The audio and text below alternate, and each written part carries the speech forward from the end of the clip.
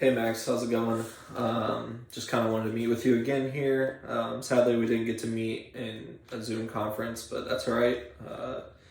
We can still do a video here, and I'll kind of go through the same things that we would have gone through if we would have met in person. So, to my understanding, it sounds like you guys have your physical assessment coming up, if it hasn't already happened. So, I was just going to kind of go through what we would have done in the video.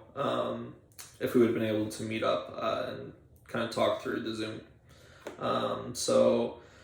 Probably just go through the physical assessment, give you some tips, or just kind of like run through it on myself, kind of like what my thinking is now. Because I know when I first did the physical assessment, some things that I was getting caught up on was I just felt like I was memorizing this list of things that I needed to do.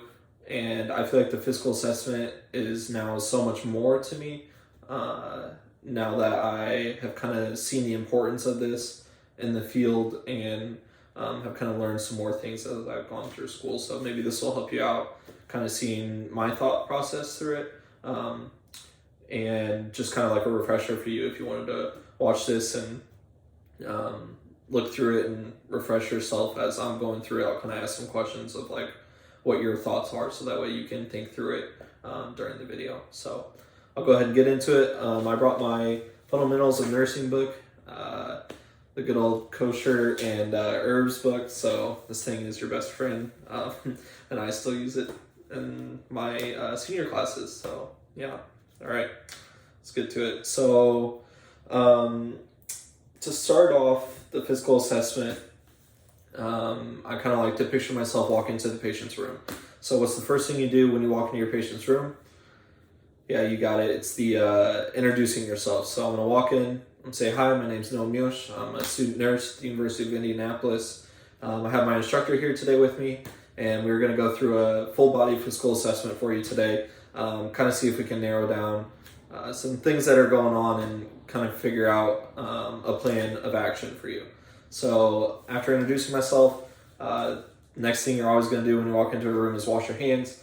So I'm going to go to the wall, grab that hand sanitizer, wash my hands. Then I'm going to provide privacy by closing the door. So I'll just make sure that there's no one else that can hear anything that we're talking about.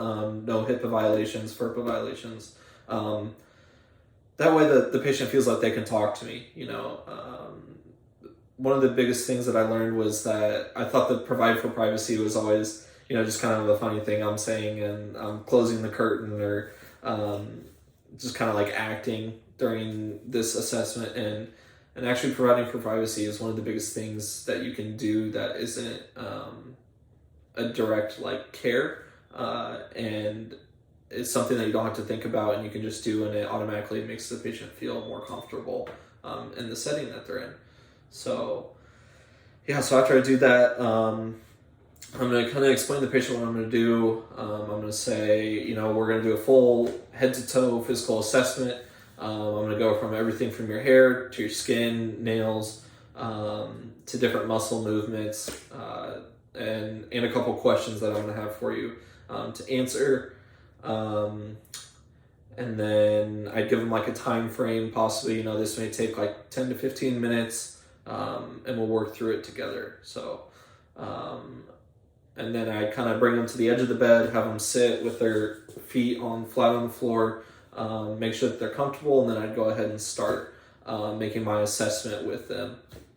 So, let's see. I'd start off with like a general survey, do some vital signs. So I'd take blood pressure, heart rate, temperature, and while I'm doing that, I could ask a few questions about if they've had any problems with blood pressure, if they've had any problems with heart rate, any heart problems in the family, any heart problems in the past, just kind of a few background questions to see if they have any history going on in that system. And then when I'm done with that, I personally like to start from the head and go all the way down. I know some people like to go by system, like do cardio and then feel pulses, all the pulses, or than do like blood pressure then. So I just personally felt like I could remember everything better if I went head to toe. So I would start at the head. If I'm using myself as the patient, I'd start at my hair. So I would just say the patient has short, brown, blonde hair, puts gel in it. It's all the skin on the skull is dry, it's intact, it's warm. There's no bugs in it. It's washed. So really nothing we have to be worried about there. Then I would kind of move down, and the next thing I would do is kind of look at like my facial features. So I would say blue eyes, look at the eyes and I could do the 6 cardinal directions as one of my assessments. I can have the patient look at my finger, follow in closely, and then look back out to see if the pupils reacted. I can shine my light into the patient's eyes, see if the pupils reacted then. And really when I'm doing this, I'm looking at both eyes. So focusing on one eye, but then also focusing on the other one to make sure that they're equal in size and reaction to everything that I'm testing. I would look at the nose, make sure they can breathe out both sides. Just move on to the mouth. I would have them open up their mouth, say ah, and then I could check to see what nerves are intact through that, through the tongue movement, through like mouth movement, all that. I would make sure that there's no cuts or lesions inside the mouth. I could check the ears, how they're hearing. I could do a ring test. I can do the whisper test, and kind of do that. And then I'd move down to the neck. So I'm looking first at the trachea, making sure that it's midline, it's not shifted. And then I would check for any JVD, say there's no JVD. I would feel for a carotid pulse first on one side and then on the other side, making sure not to do them both at once so that I'm not choking the patient. Next thing I would do is I would go to arms. I would have them hold out their arms for a few seconds, just let them keep them there, and then I can have them bring it down. And then I'd do kind of a push-pull. I'd have them push against my hand on both sides, making sure that they're both equally in strength. And then I could test their grip while I'm doing that. So I'd hold out my hand, have them squeeze both sides at the same time. The whole time I'm looking at their skin, making sure that it's clear, dry, intact. It's warm.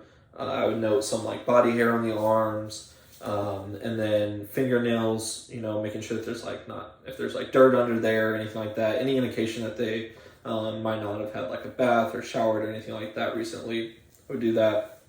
I can move on to the chest, kind of listen to lung sounds in all spots, and then on the back as well.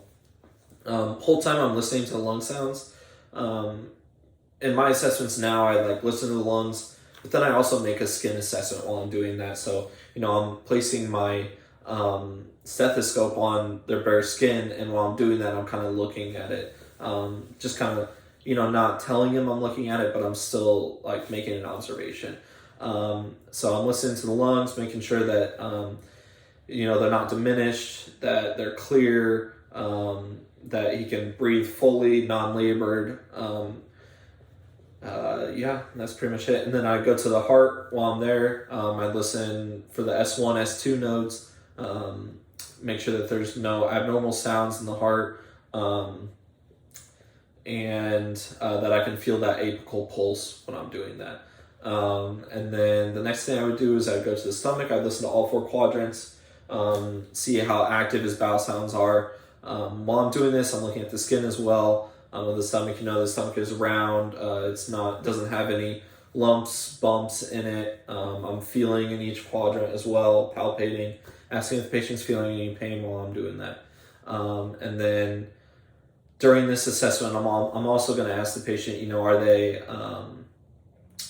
how they're going to the bathroom. When was their last bowel movement? What did it look like? Was there any blood in it?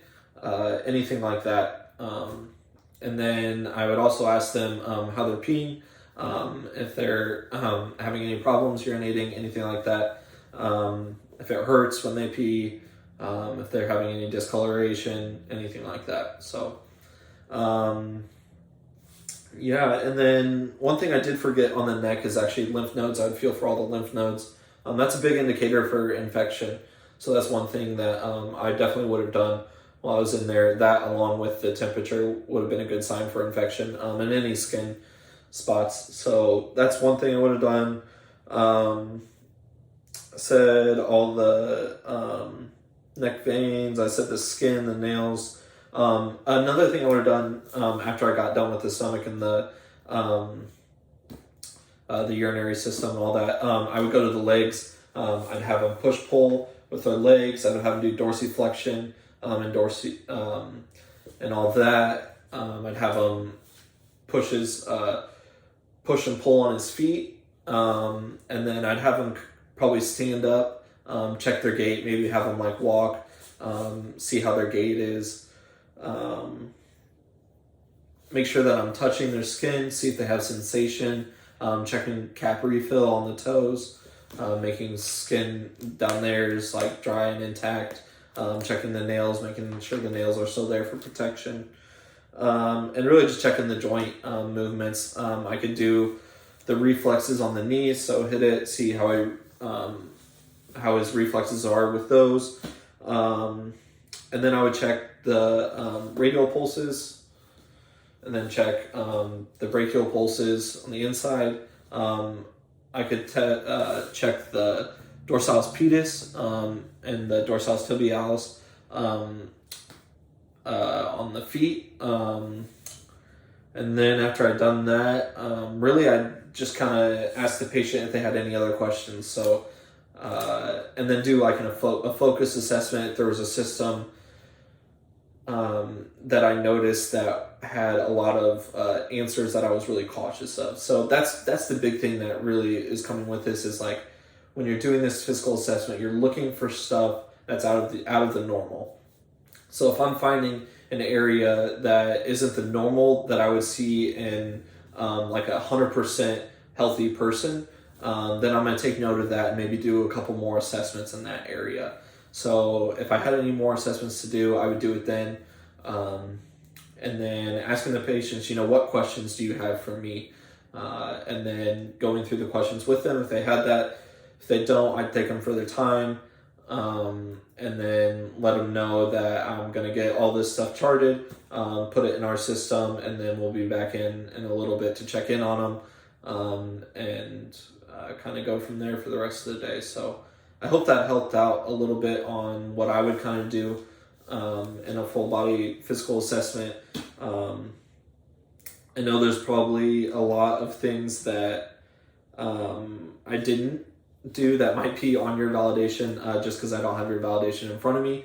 I do have the PEDS book that kind of just gives me like an average like head to toe assessment, but really it's pretty it goes pretty well with like what we're doing now. So we do it every day we go into the hospital. We still have to do our physical assessments. So hopefully that gave you an insight of like how I kind of think through things, and maybe you can learn a few things from it. But look forward to hearing from you, and good luck on it. I'm sure you'll do great. See you later.